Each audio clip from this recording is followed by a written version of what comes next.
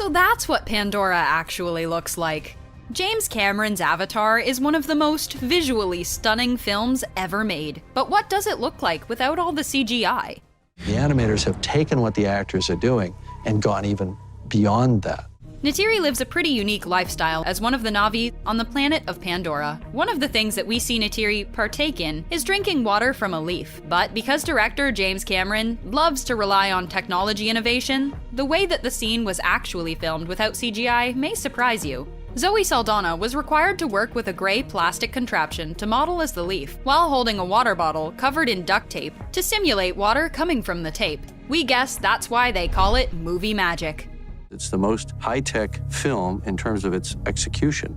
You may or may not have had an awkward kiss in your life, but it probably wasn't as awkward as it was for Sam Worthington and Zoe Saldana when they had to kiss as Jake and Neytiri while filming Avatar. While in the movie itself, with all the added CGI, the scene plays out romantically. Without all the CGI, Worthington and Saldana had to kiss with their motion capture jumpsuits and with green dots all over their face, so that the motion capture on their characters' CGI bodies would be accurate and more real. We created a manually operated gimbal rig that they could balance on. One of the most exciting action scenes in all of Avatar was definitely the flying banshee. Obviously, a lot of CGI was needed to be done to bring the banshee to life, as there's no living, real-world counterpart to the creature. In order to capture Jake flying on the banshee, Sam Worthington was required to fly on the back of a moving plastic structure, where he'd be flung around with wires, all while wearing the motion capture suit. Honestly, we think we'd just prefer the ride at Disney World that seems a bit more comfortable.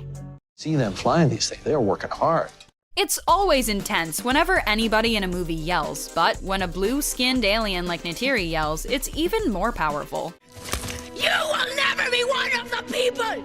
Despite the goofy motion capture getup and the silly plastic Na'vi ears, Saldana was still able to be quite intimidating on set. Layers of additional CGI were added in order to make Neytiri and the rest of the Na'vi look even more real in the film. You definitely wouldn't want to tick Neytiri off.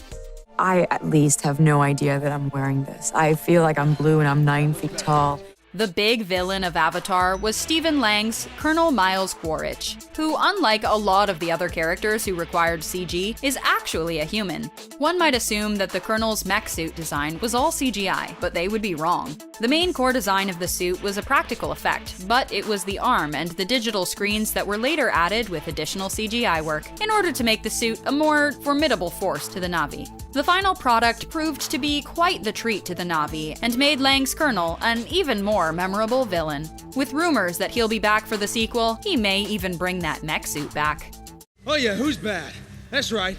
One of the first dangerous creatures that Jake encounters in the jungles of Pandora is the fierce Thanator. While the Thanator is quite intimidating on screen, the creature wasn't much to look at before the CGI was added. In fact, before the CGI was added, standing in for the Thanator was a red tennis ball on a long gray stick held by a crew member. In order for the actors to go on cue, the crew member holding the Thanator's stand-in would lunge at them. Life on Pandora would likely be much easier if all the Na'vi had to worry about was a tennis ball on a stick.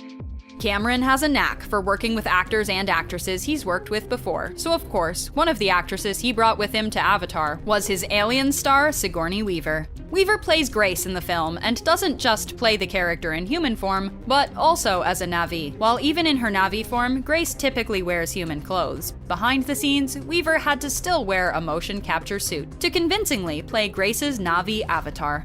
From Alien to Ghostbusters, Sigourney Weaver has clearly made her mark in the sci-fi genre. We had horses galloping around this place. It wasn't just the human actors who were behind motion capture technology on the set of Avatar, as actual horses were used under motion capture technology for the dire horses. The horses were equipped with dots on their body, much like their human co-stars, in order for them to be transformed later with visual effects.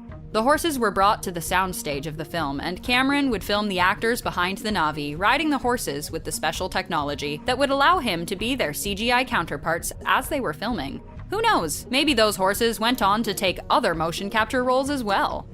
Despite all the extensive CGI and motion capture present throughout Avatar, that didn't mean the actors had to perform less stunts. In fact, it was quite the opposite. Whenever we saw the Na'vi climbing up the vines of the ominous floating rocks on Pandora, Cameron had the actors behind the Na'vi climb a similar structure, all in their motion capture gear. The final CGI was added later, but still, that didn't make the climb not dangerous. Though you can't really become one of the Na'vi without at least getting a little bit rugged with yourself and your environment. Motion capture wasn't always available when capturing scenes with the Na'vi, especially when they shared the screen with the human characters. When recording the scene where Jake first wakes up in his Na'vi form, Cameron filmed the actors playing the human doctors working around an empty gurney. Behind the lens of Cameron's camera, he was able to see the CGI character.